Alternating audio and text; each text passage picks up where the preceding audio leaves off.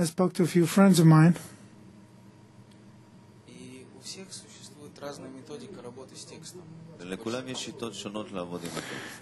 And everyone has different ways of working with the text.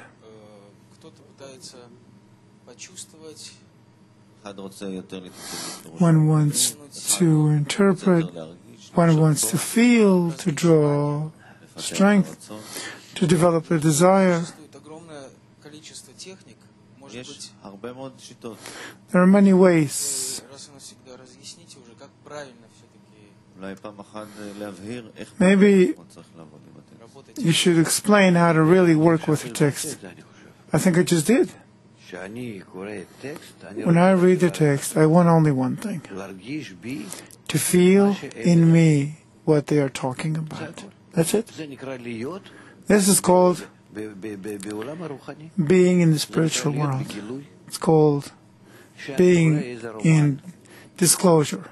When I read a novel, some adventure, I read it and I'm imagining what they're writing about, what the author is talking about.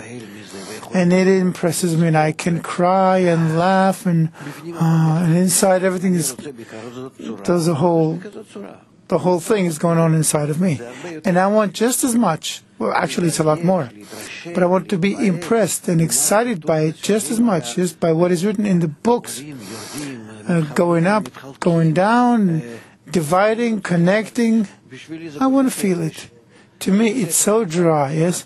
Put your book in front of a cat. Yes, when you're some novel that you like. Or start singing to a cat a song that you really, really have feelings about. It looks at you. It doesn't understand you. You're looking at it from the human degree, and it doesn't understand you. That's how I am. I look at what they're saying. It's dry. Going up, going down. You got to take things. You need to take beasts, cut their heads off, and eat them. Then you got to do all kinds of things. To go through the desert, climb a mountain. What are they telling me about? What is this history? They're saying Malchut should go up this way, Zerabin that way, and there's Ibur Yanika. I look at it, I don't know, at most, I can imagine it as it happens in people. Meaning I bring spirituality down to beastliness. But I want to do the opposite. I don't want to think about beastliness. We're just saying it in order to give us some kind of grip. But out of that grip, I have to crave to the way it is there. What is this totally dry text? What is it? It seems like it's got nothing. It even confuses me because it's telling me about corporeal forms. I have to see it the way it is there. And I have to, how should I put it? Tell myself that, yes, I am a cat. Now I'm hearing these sounds. To me, it's not sounds, it's noise. It's not harmony, it's cacophony. It's not a painting, it's some kind of smear. It's just dirt. I don't understand it. I need different senses, new observations from that degree from which it comes. I want to rise to it. This is the right intention in the study. I want what I'm doing to affect me, to develop me, so I will finally feel what it is. And not to pull it down to my beastliness here, to know about psychology and how to build my family life properly, how to bring up my kids. If it's got nothing, if it didn't belong to spirituality, I would never talk about it. The only reason I'm talking about it is because it helps a person advance towards spirituality. Otherwise, there's no justification for it. To use the Torah to make this life more corrected, the enemy life, so we get on better in this world. That's not what it's for. The light in it reforms you, brings you back to the good. It doesn't give you anything in this world. The Torah is not for that. So all the pictures and everything that I do around the study, the group, the dissemination, it's all about rising towards internal development. So I will begin to feel what we are reading about. That's it. Now, what does it give me if I know numbers? Or if I know the shape of the letters? Perhaps it'll pull me forward inside, in the text, into the text.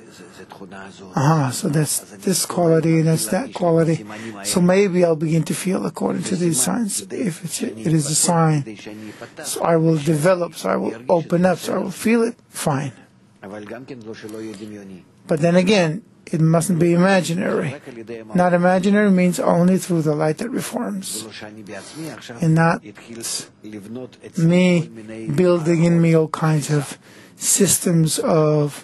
new systems of perception.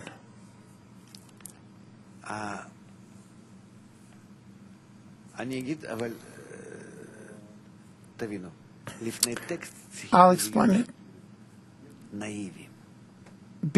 Before the text, you have to be naive, really naive. I want it to affect me and to open me up. That's it. Just open me up.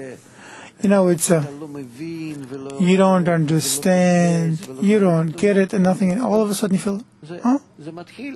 Yeah, it's starting, not something intellectual, but from inside, it's beginning to open up.